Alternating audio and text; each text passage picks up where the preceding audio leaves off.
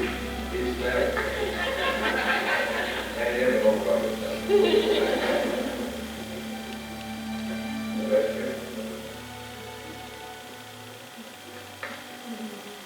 Understood. You want to do this?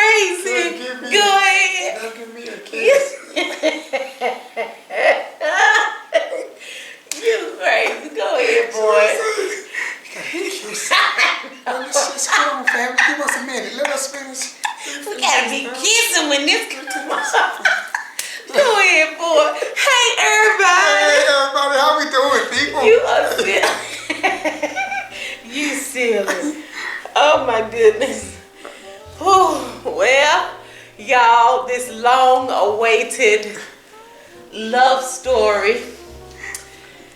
I don't know where he getting ready to go because I'm gonna let him start, y'all, and I'm just gonna follow his lead. Have no idea how long this video is going to be. It may or may not have to be in 2 parts. I don't know. We'll see how much he has to say. No, guys, listen. Many people see the camaraderie that Donna and I have, and they want to know, y'all guys, it's clear to see y'all are totally in love with one another. I've always believed her to be my life mate.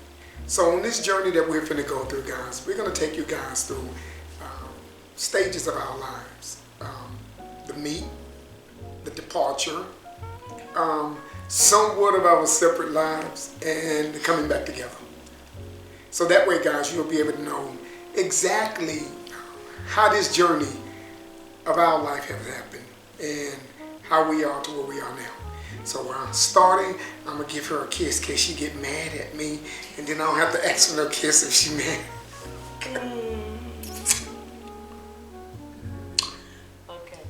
Okay, guys. Guys, okay, this journey started way back. Way back in it was about late September 78. Late September 1978. So I was 10. Right. Okay. 10, and I'm sitting at, I'm like 10, 11. And so what we did is, her dad had a church. It was called the Upper Room Churches of God in Christ Jesus, coaching. And so my dad was one that had just came from the ways of the world. He gave his life to Christ. And so therefore he found, and I don't know how, remember I'm just a kid, and he found this church. And we go to the church, and I'm sitting there and I'm just watching, looking as any kid would do, and curious about other kids. That's the only thing that mattered to me. So, they're late, guys, and of course 78 and 79 comes through, and I'm really enjoying myself there. I've gotten to know everybody, singing on the top choir, one of the gospel greats at that time in my life. Believe I was going to be a leader of one of the leaders on the choir. Yeah. Well, but the problem was, guys, I was a very small size guy for my age. So hence my mother-in-law deemed me the mouse because I was a little bitty something. Well, in 1979, the mouse took an interest in this little gravitationally challenged, space teeth young girl that was, well, man, you did have a little gap. It was like that. The gap, and the dentist pulled it back together. So I took a very interest in her, and because there was other. And what did Mama call me? The elephant. The elephant and the mouse. The elephant and the mouse. And that was my childhood sweetheart. She was my friend. We laughed, just innocent love, innocent life. It's just those type things there. And I can recall about 1970, really get 79 now. And then I'm coming up, guys, on getting ready to go into teens. So I'm at 12 and getting ready to go into 13. And we believed when we were little that all of your sins went on your parents until you became 13, a teenager. That age to where you knew the difference in right and wrong. So then, don't ask me how we got there. But that's what we just believed. And so I got to get it straight with the man upstairs, people. I got to walk an upright life now. I mean, all of the bubble gum that I was stealing, and Bubble gum. Yeah, go to the candy store. You're supposed to buy 5, and a nickel, get 5 of them. I would get 6, sometimes 7. So I was really into some high crime things. That's what it was, guys. And so we're focused in. So I got to get focused in, and so my mind laid in. I'm focused in, but also the great temptation that was in my life, Donica. And so I'm sitting there, guys, and so I send out my secret agents or my spies, my brother and them. And so we get a hold to a letter from Donna to her school's newspaper. So it's coming up in February, and they asked the question, well, what makes your Valentine sweet? And she said, Robert, mine will make my Valentine sweet. Well, we got a hold to that information. And what grade were we in? And we was in the 7th grade. 7th, 8th grade. In Yeah, junior high. School. Junior high. We weren't quite high school yet. So junior high school. So that's what. And so we came in with that information. We came to church loaded to praise God, and also give her the information which we found out. And so that's when we came in. So my brother walked by. Nosy brothers. My brother walked by and said, "What makes your Valentine, sweetie?" My cousin said, "Robert, mine make my Valentine." And I was like, "Oh, we gonna tell the preacher about the preacher's daughter." how y'all get my business? That was supposed to be for our school. Yeah, and so we're all the way on the other side of town. All the way on the other side of town. How did y'all get that information over real? We had our sources. I mean, we moved around to so many schools. Our name was probably on every roll of every school in that. Well, and so that's where we were, guys. And so it was just that young, innocent age. When I first seen her in '78, and then '79, she became. Well, what about when I sent you, when you would write me those letters that say, "I like you"? Guys, I would write her the serious love note from my heart. I love you. Do you love me? Check yes or no, or maybe so. And so I wrote her a little love letter, and she corrected some of the spelling and sent it back to me. And then? So that's the way that's supposed to be. It was just a total innocence. And so my heart was towards her and the things towards her. But it was innocent, guys, in that form and that date of time that we were in. Just total innocence. So life was simple. Yeah, very simple. Life was safe for the most part. Yeah. And so that's where I was. And that was from my perspective of her and seeing her. And I really look forward because we spent so much time in church. And I don't know if you guys know about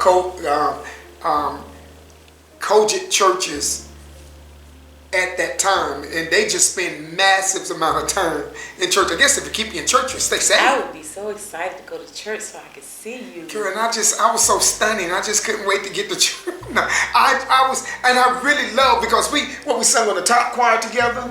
Yeah, we sang on the top choir. You tried to sing. Well, I was there, Donna. I was a body that filled in the space. You did. And my job was, you were not to sing, but lip sing.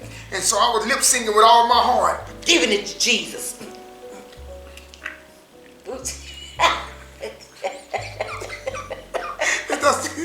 That's because they put me on a restrict. Because guys, believe it or not, now I know you can't tell now, but I had a very loud voice.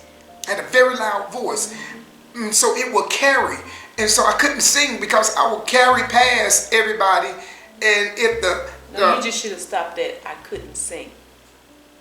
Then. Okay. So with that said, that went my ministry. And you should have kept me out of y'all ministry and let me do my own ministry. Singing on the top choir with the voice that carried, could carry, but would not carry a tune. There was certain restrictions that I was bound by. But that gives you guys an idea of how long we were in one another's lives. I would walk from my house all the way over to her house, where I was able to. Because she had brothers, and I would be, I'm friends with those guys. They were in my age, and so I was able to be there to see them and also see her. By the same token, see her. And so to be able, again, with the innocence, just total eyes of innocence, looking at one another. I don't think I never, because I was saved, never gave you a kiss. No, never a kiss, anything like that, but I would have got.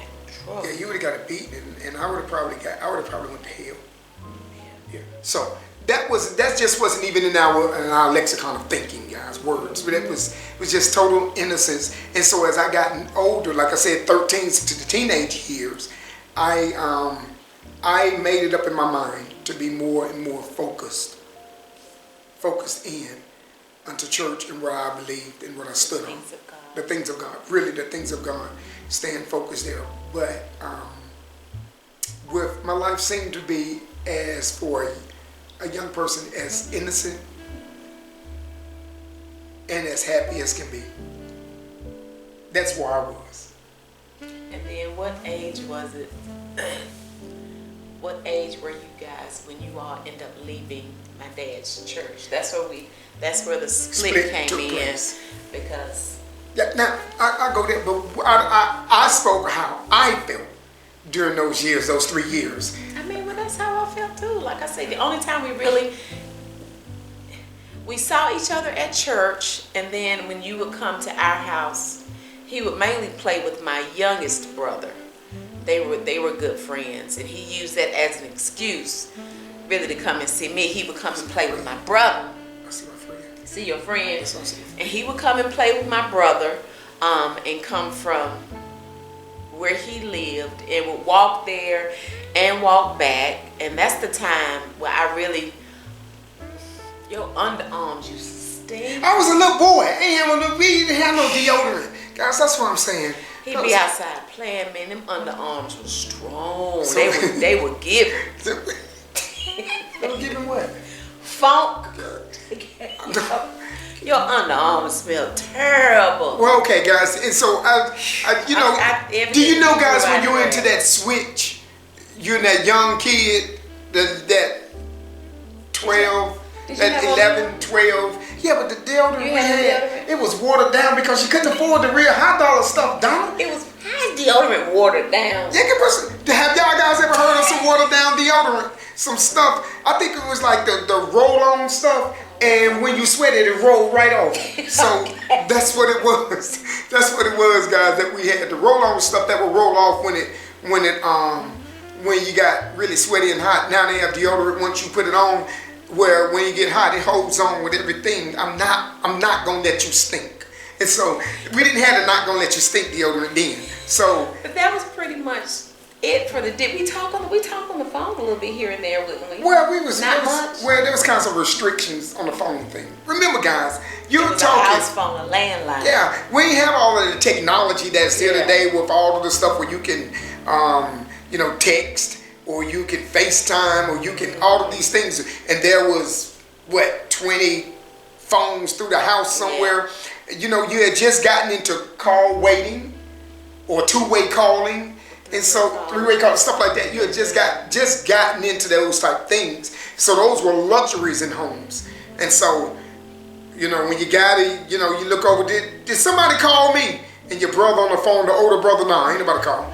And good where that phone on be. And we didn't have caller ID yet. Right, no caller ID yet. So remember, guys, it was the rotary phone. And if you guys younger don't know what that is, go look it up when you put your finger on the 9 and turn it all the way back and watch it go. And then you do it again. I mean, touch tone phones that just came in. So all of these things, guys, it's just going back. Life was so simple. So simple. So all of this technology we didn't have. We really didn't have it. And so that's where our lives were. It was just our innocent puppy love. I love you. Do you love me? Check yes or no or maybe so. And that's what my life. And it was just so simple for me, and I was happy. And then one day my dad came in and he said, "We're leaving this church. We're leaving the church." Why? We were such an intricate part of the church. My dad would get there early and clean up and make sure things were set up. And everything I've learned about the house of God, I learned from my dad. And I didn't understand, just looking and how the whole world turned upside down. And see, guys, for me, it was just a reminder, because we were a family. We moved a whole lot as I grew up, from Winston to New York, back from New York to Winston, from Winston to Philadelphia, from Philly back here to Winston, and then jump all around in the city. And that comes from, my mom just trying to make ends meet, or trying to make a living with her and her sons. And so by him taking me from the church, it didn't shake my salvation or anything of that sort, or shake my walk with God, because I was so used to moving around. But it did scar me pretty heavily, because truly the first person in my life I loved was now taken from me. And I didn't have much say so over that. Oh, that's sweet. I would have ran away with you, but I couldn't leave that part of the sidewalk. I had to stay on that side. So, but that's what it was, guys. So that's where, for me, and we had no idea why. And over time, it became clear the decision my dad made. But at the time, I didn't understand it, nor did I know it. I know, I was sad too. Because, you know, when they left, I didn't see him anymore. So I think you know what? When I did see you was years later, because when I was in high school, one of the young ladies that I went to high school with, we also sang in one of our high school choral groups, or chorus groups. And at that time I was driving, and when we would have to go sing, I would go pick her up. And they lived in the same complex. So that's when I saw you again. Her boyfriend. Right. Her boyfriend lived Oh, that's right. He lived there, and that's why we came down there. Yeah. She wanted to see See him. Yeah. Oh, exactly. yeah, that's right. You are so right. Okay.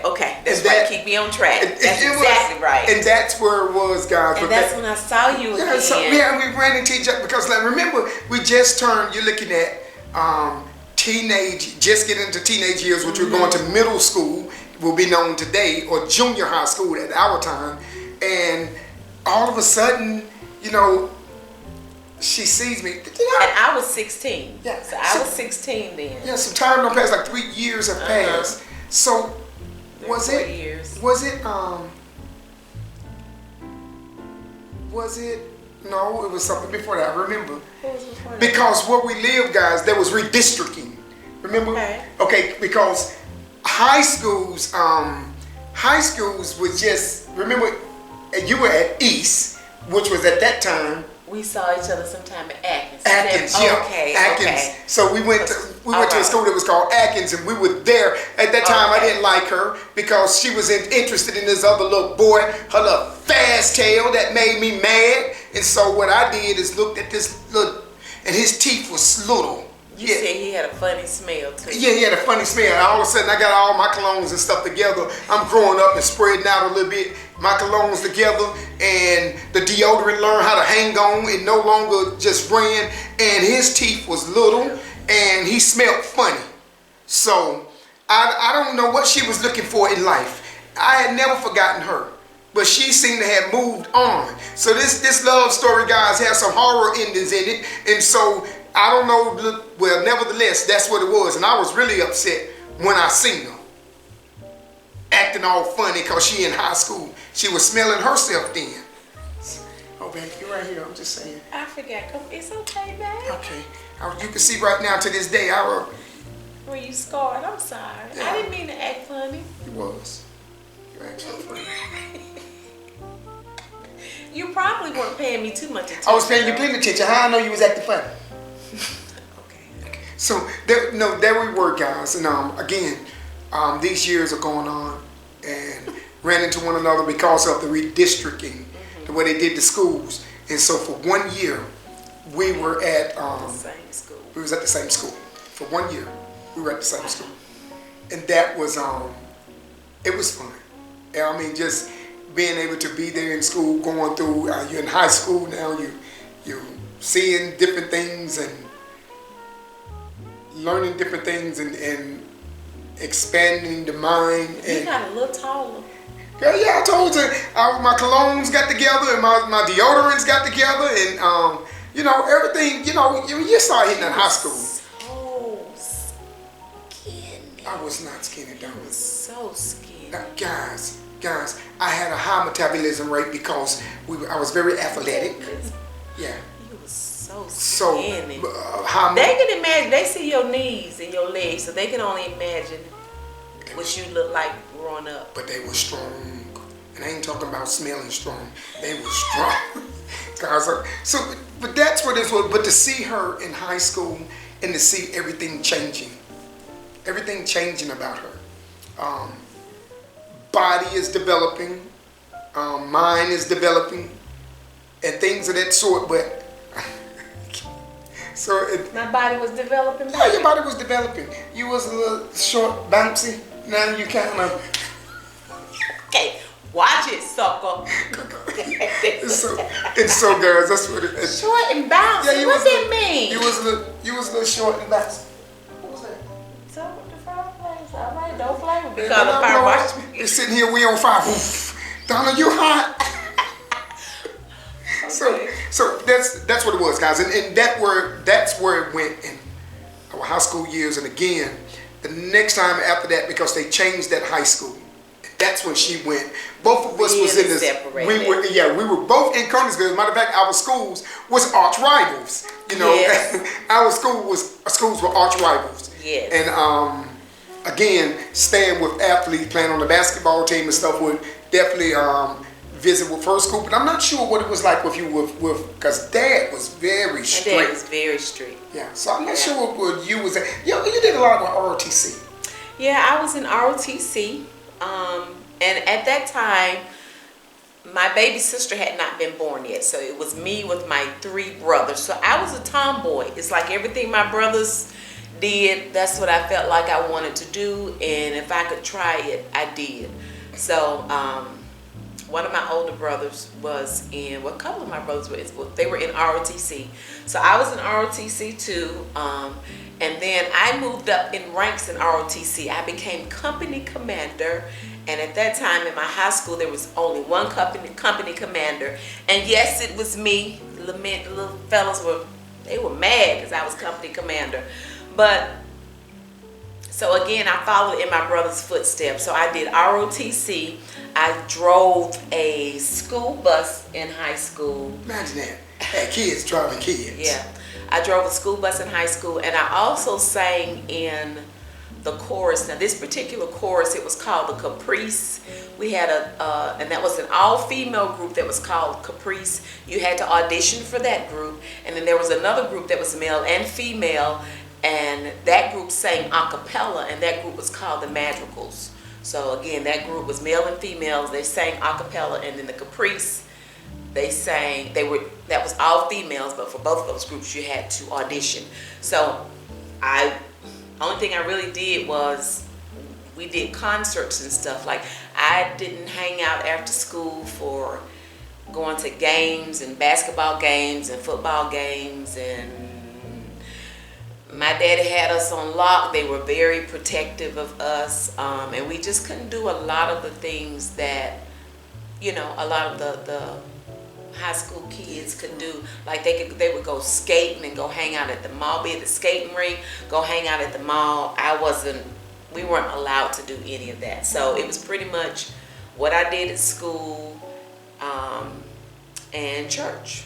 And at that time, again, remember, guys, the year, and there was a lot of innocence at that time. 1984, and so, 85. And so what I did, of course, as the young guys would, we were so caught up in sports. And I recall 2 times when you, that's when you came with your friend and you brought her to see the guy, a real close friend of mine that was in the neighborhood, right there in the apartment complex. Yeah, so we had to sing somewhere that night, and so I had the car, which was my parents' station wagon. Station wagon with the panels on it, guys. With the panels on the side. So before I took her home, because she didn't live too far from where her boyfriend lived, so it's not like I was really going out of my way. Okay, so she wanted to see her boyfriend, so I took her by there, and I took her by there knowing that he lived in the same area. And ironically enough, I don't know, I can't say I think I sent somebody inside because her boyfriend knew him. And I think I sent him inside. See, is Rob in there? Tell him Donna is out here. And he came outside. He had on his bathrobe trying to. I thought I was distinguished, guys. The deodorant was holding on. The cologne was on, guys. And you know what? I had on. But listen, was that the first time you kissed me? Did you kiss me? That was the first time. Okay. That's the first time that I did. that. That's our first kiss, girl. You better check out. That was babies in us that need to be made. You are crazy. That was the first time you kissed me. It was. That was our first kiss. Oh, wow. Because I was able to. It's funny that I just remembered that. God, when I touch you, sparks happen. I told you your whole life. And so that's what it was, guys. I went out to the car and I sat and I was talking with her. But here's the thing, guys. And this let you know that, guys, what we did, I didn't get it. She was sending flag signals, lights was flashing and everything, sending me signals because at this time she was getting ready the prom. Yeah, by that time, that was my junior year in high school. And I needed a prom date. I was throwing all the hints, all the signals. I want to know, did you see the game last night? Exactly. I mean, that was really his conversation. He was talking about a game. Did you see the game? It was incredible. And so she thinking. Y'all, my feelings were hurt. And I just I couldn't see that because again, guys, remember that era and the lifestyle that we grew up in. Those hints were without it being on a big Etch-a-Sketch drawn out. You just didn't pick up those type things. You just didn't pick up those things because we were innocent. So therefore, the maturity level was not there like that. And mind you, because my parents knew him, I felt like my dad, especially my dad and mom, really would not have a problem with me going to the prom with him because they knew him. But he missed it. He was really talking about the game. And that's one time I can really say that I was sad. I was like, wow. And I had no idea, guys. Remember, ladies were not as forward as they are today. I'm saying, in my, they just was not as forward. And so in this thing, again, signals are being drawn. But again, I'm missing these because we're looking here and we're looking there. And then we come with graduation in high school. And what are your plans? So it was like after I saw you that day, I think we talked on the phone here and there. But then I don't think we talked long because even there came my senior year. And my senior year, when I went to the prom, we weren't communicating at all then. Right. So pretty much by the time I got to my senior year, we weren't communicating anymore via phone. Right. So it's pretty much there was no. That was And it's just pretty much 1985. Yeah. So it's just pretty much everything just at that time, guys. You just moved on with life. The ships that's just going differently in the night, going other ways, and what could have, should have, or would have been, we never would have known. But that's just the way it was. And then we got guys to graduation, and as we graduated, and I'm just bringing you guys up to where God was good. God was good. But after the graduation, high school graduation? Yeah, high school graduation, you got to figure out, okay, what do you want then for life? Where are you going with life? What do you want? You start making plans, and of course, Donna is going to school down in Charlotte, and I went into the military. And so... We totally lost contact. Yeah, totally lost. You're just moving on now with life and going on from there. So here is, guys, where our lives took separate turns and came back. Now for this portion here, we're not going to go into great detail because it would be unfair for us to go in such detail with our lives. Remember, it's from our perspective, and although it may be 100% true and we'll stand firm on it, it's still our perspective. So I got married, and during my first marriage, we had one child, and that's Donnice. That's my toot that you all know and love. So we just had one child. And then I got divorced in 1995 after my first marriage. And I was married, and in my marriage I accumulated two sons. That's the two. That's the two oldest boys, John Tay and Markel. And I was divorced in 1999. Well, separated before then, but divorce finalized in 1999. And I can't speak for you, but for me, because the way we grew up with and in church, locked in there to work through this thing, so it was devastating to me because it was like a failure on your behalf, even if you tried to do everything you could do and walked all the lines you're supposed to walk. A marriage is consistent of two people, and both have to have the same mindset. Right. And so it seemed like a failure and you're trying to do everything you can. For me, this is what I felt like. You're trying to do everything that you can to hold on to this thing and make it work. And when it did not, I was devastated. And so remember, and so the smaller churches is where I was at. And my dad, that was for me. How was with you with divorce you went through? I mean, pretty much the same as it pertains to getting divorced. That's just never something. Of course, you don't get married to get divorced, and I just never saw.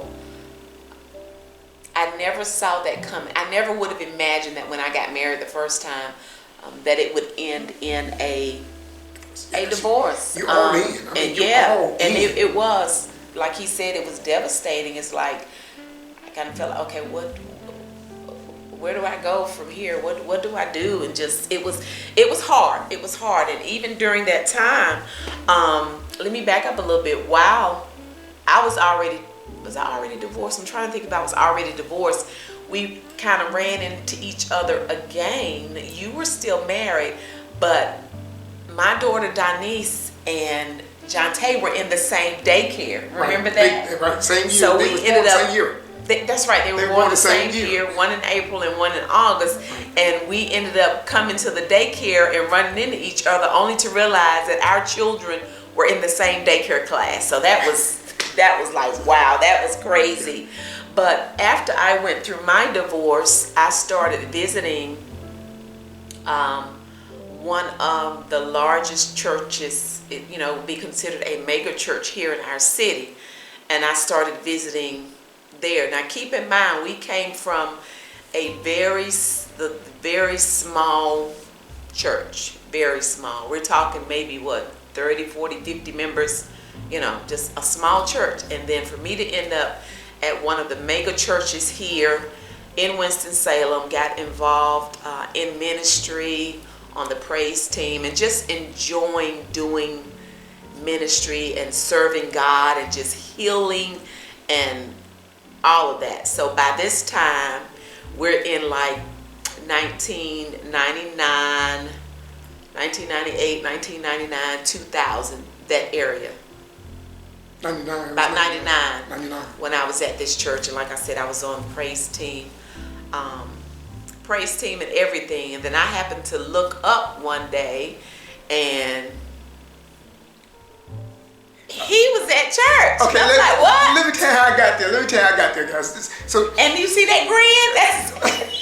So guys, that's exactly what I saw. But this is how I got there, guys. This is how I got there. And like I said, going through a great moment of pain, suffering, because again, it was just everything you stood on or believed. Your world was rocked, and so you have to pick up the pieces. And so my dad says to me, he says, Rob, he said, my dad attended the same church that she was at. You could have never put that together with us, because we came from such a small church, and it was like the big churches, we didn't even want to bother with those. And so my dad says to me, they're having, she says, son, he said, you'll never believe who goes to the church. Were they having something for the men? Yeah, he says to me, okay. We did. He says, you will never believe. No, actually, it was that first. He says, he saw everything that I was facing and going through. Of course, when my dad, he was walking me through this, and dealing. Dad gotten his son through a part of his life that he never could have seen. Painful process. Painful process, and the dad watching his son go through this pain, but yet keep your head up, doing what you're supposed to do. He said, listen. He says, we're having a men's fellowship at the church, and it's going to be this Saturday. He said, I want you to come and go with me. And I'm thinking, he said, no, son, I want you to come and go with me. He said, it's not going to be nothing but men, and we can really just talk about things that bother men, things of that sort. I said, okay. So with that said, I said, okay, I'll go with you. So I went there that Saturday, and as I was there, the pastor asked the question. He said, okay, guys, I know sometimes that things that men need to talk about, women are not around, you need to talk about these things. I'm going to open up the floor. Anybody wants to talk about something. And remember, mind you now, this is a mega church. So it was a lot of men there. And so none of them raised their hand. I said anything. None of them. And so I'm looking at all of these men and nobody have no question. Okay, I'm hurting. I got a question, but I'm not a member. I'm just an invited guest. And so he asked again. He said, come on, guys. He said, surely it's something that you guys are, one of y'all are dealing with. I raised my hand. And one thing that was amazing to me about this pastor, he looked at me. Would it be a problem saying what church it was? Would it be a problem saying what church it was? No. Okay, so for purposes. But the pastor looks at me and he says, you're not a member of mine, are you? All of these people, you can tell who your member is. He said, nah. He said, he said, well, okay, you can ask a question. And so I asked the question. And he looked at me again. He says, I'm kind of iffy with shepherding other shepherd sheep. Saying, me being a pastor, I don't like to give advice to someone that's not a member because I don't want to go contradicting to what your pastor is telling you. But at the time, I didn't have a pastor because through the divorce, I lost everything. Everything. I mean, I say everything, meaning the church, everything changed. There's other reasons for that, but everything changed, so I didn't have a pastor. And then when I explained it to him, he said, okay, I got it. And so nevertheless, we had a great time there, and it was really nice. Now, my dad then says to me, later on, he said, son, you'll never guess who goes to this church. I said, who? He said, Duncan Hines. Duncan Hines? Are you serious? Because that's what I always called a Duncan Hines. So I said, are you serious? He said, yeah, fine woman. Nice looking woman around that place, man. I said, wow. Now I'm looking at this church. All of these men. I mean, you got a house full of men. And I'm saying, wow. And I'm sitting here. So, I'm okay. Well, life is moving on. And I come to the church. And there she was. Up on the praise team. Singing. And I said, my wife. My life. No, you did. I did say that to myself. I said, that's my wife. But I couldn't believe, okay, why she ain't dating nobody? What's wrong? What's going on? There's a lot of guys here, a whole lot of guys. And so I'm sitting here looking, and I'm like, wow. And so with that said, guys, I sing her. And it was just a joy to me because now the children have grown up to be adults. And we have seen some life up on our belts. And we're now ready to move forward with life. Now, although we were on separate paths, you can clearly see a collision course coming. And so for me, before I go any further, I want to know why. I mean, she is a very attractive woman. And why? It just seemed like, I don't understand how you wasn't snatched up before I got there. I wasn't easily snatched. I wasn't easily grabbed. On Wissy Wig, what you see is what you get. And a lot of the men had a lot of game. And to be perfectly honest, a lot of men, the only thing they want to do is get you in bed. And it's sad to say a lot of the church men are the same way. All they want to do is get you in bed. And that's not what we're trying to do. I'm not remotely interested. I knew that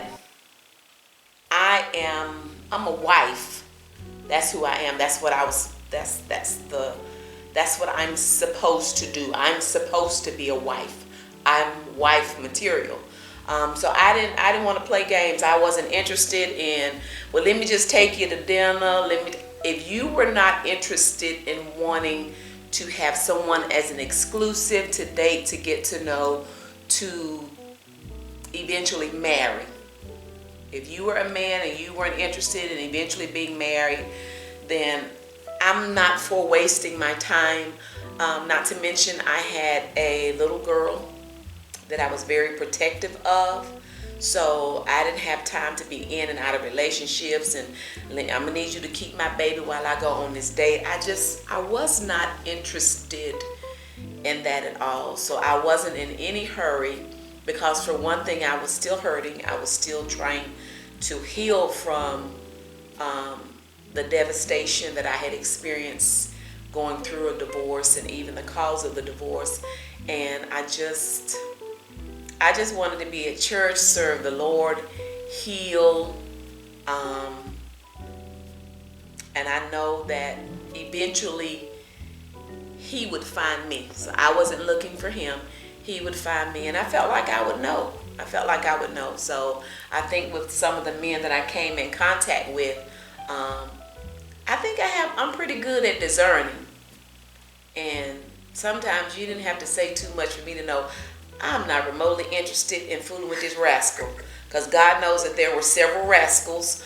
And I did even have an experience while I was at that church. I did have an experience. And What was your I felt like What was your experience? there you go. What was your That's all you wanted me to say. I had an experience that finally